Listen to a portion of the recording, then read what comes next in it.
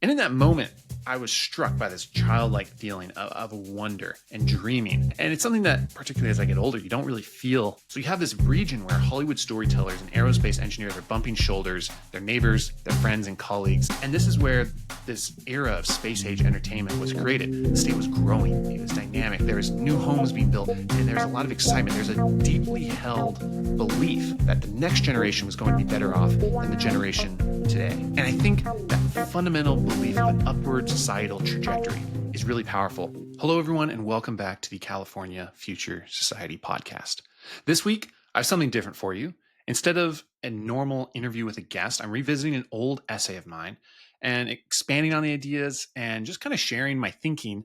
I wanted to get more into some of this kind of freewheeling individual thought to share a little bit more about the ideas that get me excited, that kind of underpin the motivation for why I'm doing this, right? So in my interviews, I think in general, I try to not be overbearing on my guests. I invite people on because I respect and admire what they think about in their areas of expertise.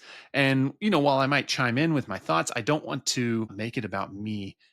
But at the same time, while that's great for interviews, I created this channel in part to put out some of my own thoughts into the world. And so this is an opportunity for me to do this. And it's on a topic that I find really interesting. It's the idea of summoning the second space age. Okay, so some background context. The reason I first wrote this essay was I saw a SpaceX launch, and I'll pull up an image here for those of you who are watching on the YouTube. For those of you who have seen one of these, it's somewhat of a miraculous vision in the sky. I saw this and I was sitting on the beaches in Santa Monica. My toes were in the sand, and I was looking up at the sky, and there's kind of this jellyfish multicolored cosmic cloud that emerges behind the rocket. There's a somewhat mystical quality. And in that moment, I was struck by this childlike feeling of wonder and dreaming. And it's something that, particularly as I get older, you don't really feel as often. And I think space, more than any other industry, inspires awe and wonder. It's more than just a warm feeling in your chest, right? It reshapes your sense of possibility. When we look to the stars, we realize that, we're watching humanity push into the heavens, and it gives us fresh eyes to question the limits of what's achievable here on Earth. There's an Elon quote about this, that you want to wake up in the morning and think the future is going to be great. And that's what being a spacefaring civilization is all about. It's about believing in the future and thinking that the future will be better than the past. Now, regardless how you feel about Elon, I think that feeling of being optimistic about the future really underpins some of what I'm working on here at California Future Society. So, for me, as someone who cares about ushering in a more ambitious, brighter future for California, I keep returning to our state's relationship to space. California not only developed the technology to make space travel possible, but we also once led the nation in cultivating a culture of optimism towards the future. So it's deeply rooted in our state's legacy.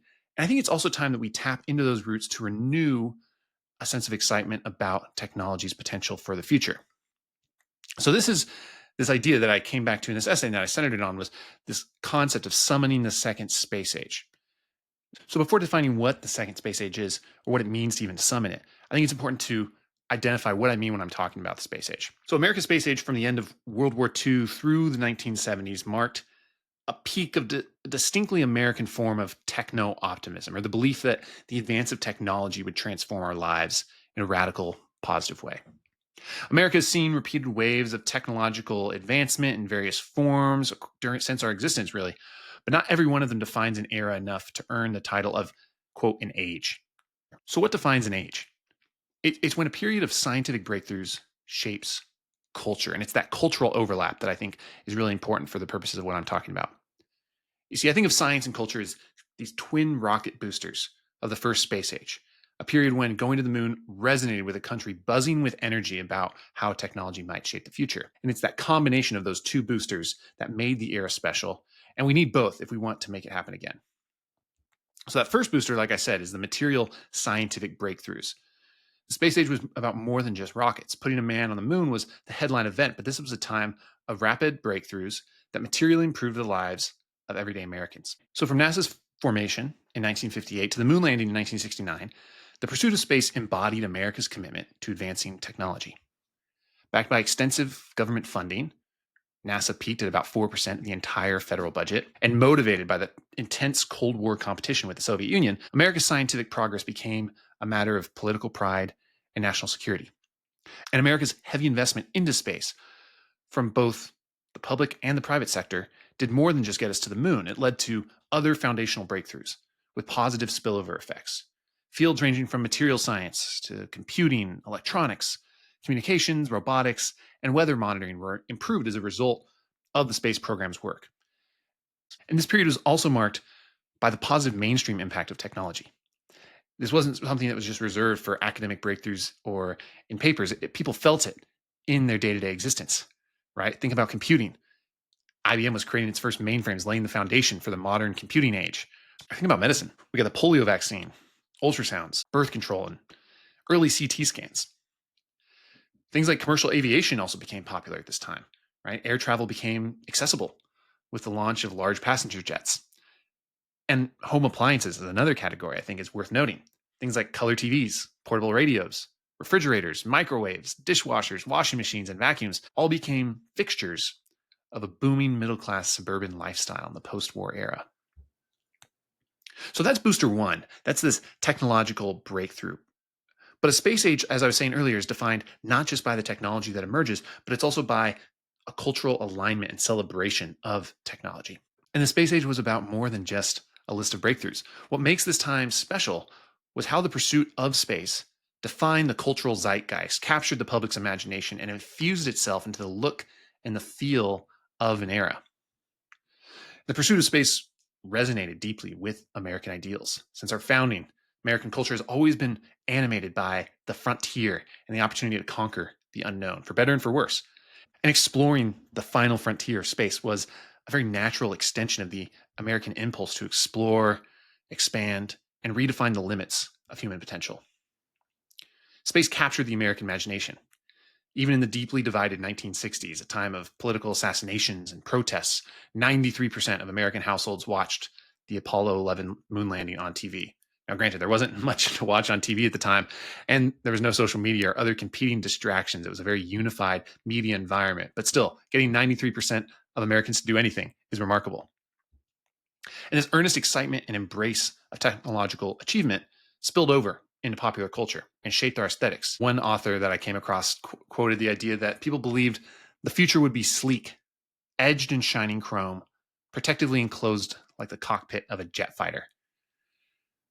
Right? The space age gave a visual aesthetic to our vision of what the future might become. At this time, astronauts were household heroes, and future generations dreamed of what life might look like among the cosmos, whether they were watching Star Trek or the Jetsons or other TV sci-fi like that. And I think the reason I care about the space age is that the epicenter of it was Southern California. And I think the best way to illustrate the cultural impact of the space age is to look at California, particularly Southern California, where both the technological and the cultural boosters burned hottest. So California was the headquarters of the space age. It is the land where both the era's builders and dreamers lived and modeled a more dynamic, innovative, and optimistic society. And this is most clear in Southern California, where America's aerospace industry was centered. As historian Peter Westwick put it, Southern California as we know it would not exist without aerospace. So for those of you who don't know, Southern California had the densest concentration of aerospace talent in the world.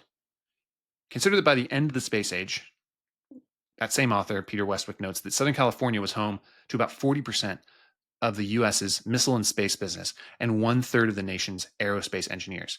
At its peak, the industry employed more than 500,000 people statewide. So Southern California was the epicenter. There's also large presence elsewhere. Aerospace defense companies were also some of the largest employers in Silicon Valley up through the 80s. Aerospace powerhouses like Northrop, Lockheed, Douglas, Hughes, Rockwell, and General Dynamics were all here, developing and manufacturing world-leading rockets, satellites, and missiles. California was also home to research centers like JPL or Ames or Lawrence Livermore up north or RAND, where I used to work, Aerospace Corporation, and universities like Caltech, Stanford, and the UC system that supplied the industry's intellectual firepower. So you had this statewide industry, but I think it's in Southern California where the distinct cultural embrace of technological progress and techno-optimism took root. LA cities like Burbank were home to both Lockheed's famous Skunk Works division as well as Disney and Warner Brothers Studios. So you have this region where Hollywood storytellers and aerospace engineers are bumping shoulders, their neighbors, their friends and colleagues sending their kids to the same schools. And this is where this era of space age entertainment was created, right? You have shows like Star Trek, The Jetsons, or The Twilight Zone. They're all produced by LA studios. And these brought sci-fi concepts to living rooms around the world. Southern California is also where Disney pioneered the concept of Imagineering, fusing Southern California's trademark disciplines of engineering and storytelling to develop attractions like Tomorrowland. And you also see it in the built environment. Googie and aerospace modern styles brought a futuristic aesthetic to airports, motels, and drive-throughs that you can still see today. Designers and architects like Charles and Ray Eames or Pierre Koenig or John Lautner incorporated these sleek, streamlined lines into their works and brought space-age materials into everyday buildings. And this space-age ethos infused itself in the region's cultural groundwater and shaped life in Southern California, which in turn shaped the rest of the nation. These post-war decades were, I would argue, the peak of Southern California's cultural influence on the rest of the country. At this time, it was going through this intense post-war population boom and pioneering this suburban lifestyle that the rest of the country would quickly imitate. At that time, Southern California stood as America's model of the good life, a land of abundance, optimism, where residents' eyes were firmly fixed on the technology of the future. So now stepping back and thinking about where we are today. When I originally wrote this essay, I then started thinking about, okay, where are we with the space industry today? And are we in a place where we could potentially summon a second space age? But I think that the space industry itself is actually less relevant. And what's more valuable is thinking about how our culture thinks about technology. Because there's also people who frankly don't like the space age, right? I talk about it with a lot of allure and excitement, but there's others who disagree. My guest next week, Virginia Postrel, she has essays opposing kind of this Jetsons futurism as, particularly the philosophical trappings around it. It's somewhat technocratic and centralized and static and aspirational. It's a little too uniform and sterile, whereas she thinks that a more helpful and useful aspirational futurism is one that's more diverse, more dynamic. And there's also lots of alternative visions of the future that are positive as well, right? You can go back and listen to the interview with Devin Zugel of Edge Esmeralda, and she talks about solar punk and how that aesthetic informed how they structure Edge Esmeralda and how it's very different than this type of Jetsons era space age optimism. But even if we don't imitate the exact elements of Southern California's space age era, right? I care less about that and resurrecting Googie architecture. What I care more about is fostering that sense of techno-optimism and excitement about what technology can bring and what the future can look like, right? Is it even possible in today's divided age to achieve that sense of alignment between technology and culture and government and recognize the fact that we are living in an age of miracles where new technology is rapidly expanding what human life may look like, even in our lifetimes? I think it's still very possible. It might look different. So recognizing that the exact trappings of the space age may not be necessary, I still want to ask myself, what would it look like to foster a spirit of techno-optimism, of excitement about the future in California? And I have 3 ideas of what that would actually look like. So the first one is that I think it has to be much more bottom up. And as opposed to the space age of before, it was just a different environment. One, it was led a ton by national security concerns and government funding, as I was talking about. But also the media environment was very different when you only had, 3 TV channels on at any given time. In the era that we live in today, there's been a lot of talk about the techlash, and you can see it in mainstream media coverage, which tends to have a relatively pessimistic view of technology, right? There are people who are creating explicitly techno-optimist media out there, but they tend to be independent, right? It's people like Cleo Abram and Hugh If True, or Jason Carmen, or Packy McCormick. So, these YouTubers are the people like that who explicitly embrace the possibility of what technology can look like. But they tend to be outside of mainstream media. And there's been a lot of writing and talking about this concept of a techlash, this wave of negative framing about technology's advancements, particularly by mainstream media. Frankly, I don't know if that's going away, but regardless, I think support and excitement for technology has to look a lot more bottom up and organic, just because that's the reality of the media environment that we operate in. The second thing that comes to mind is that I think people need to see a diverse range of breakthroughs that can actually impact their lives or other humans' lives in really tangible ways, right? This can include things like AI radically transforming education to where every student, regardless of economic background, has a personalized tutor that accelerates their learning, or breakthroughs in drug discovery and health, or Neuralink, where for the first time, people who are quadriplegic can control computer interfaces, right? That's crazy. It can even include things like bringing back supersonic jets, right? Which the company I think it's Boom Technology, just had their recent trial in the Mojave Desert. I think all these tangible breakthroughs are really important for giving people a sense that technology is actually transforming their lives. And then the third factor, which applies to a lot of places, but I think especially applies here in California, is that we need to restore our sense of dynamism and abundance, right? The word's getting thrown around a lot, but I think it really matters. When you look back to that space age era, particularly here in Southern California, the state was growing. It was dynamic. There was new homes being built, and there's a lot of excitement. There's a deeply held belief that the next generation was going to be better off than the generation today. And I think that fundamental belief of an upward societal trajectory is really powerful in getting people excited about the future. It may be impossible to feel excited about the future if you don't believe that they're going to be materially better off than we are today. And in a lot of the conversations that I have, right, these themes come up time and time again, that so long as housing remains constantly unaffordable, that is going to be a drag on California's dynamic growth. Right? With Casey, in my episode with Casey Hanmer, we talk about energy and how if energy is more expensive in California and people are always being called to reduce, reuse, recycle rather than creating more clean, abundant energy at a gigascale level, that just lowers people's expectations about the future and leads to a more zero-sum scarcity mindset. And so I think we can have an era of techno-optimism if we see breakthroughs of people like Casey building their gigasites and building new forms of massive solar farms that lead to clean forms of energy. And I think it is still possible for California to restore that sense of material optimism. Right? My conversation with Bill Fulton, he argues that California may never have spectacular growth again, but even still, he argues that we may be past the worst of the housing crisis. In the conversation with Nolan Gray of Cal Yimby, we talk about the housing policy reforms that it would take to try and make housing more affordable in the state and evolve the California dream. And there's also projects that I just love, right? Like I think a project like California Forever up in Solano County, right? You might have heard about this. Most people I talk to have heard about it at a superficial level, but don't know much of the details. And I think that does a lot of discredit to the project. The press kept calling it a billionaire utopia in a lot of their earlier framings. And that's just completely misframing what the city is. It's a community for anyone, just like any other community that would be built. And it's exciting because not only would it build a dense, walkable community in a region that desperately needs new housing and has been crushed by the housing crisis, but it also has all these really positive spillover effects and other elements to it. What's cool about that project is that it isn't just homes. It's about more than homes. It's actively and intentionally cultivating jobs along with it.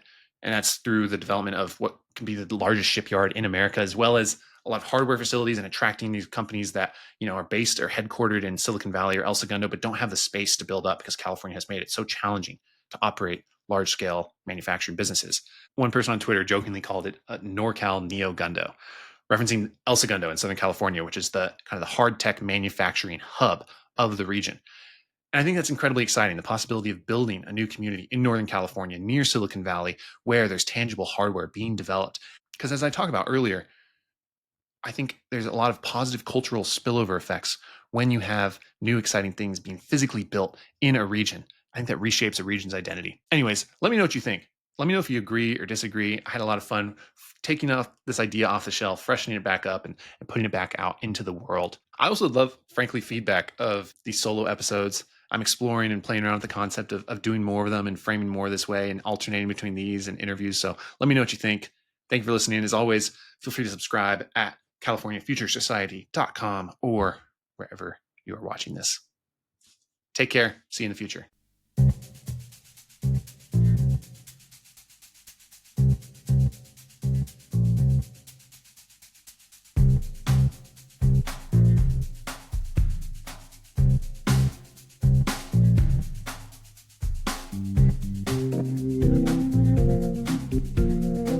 Thank you.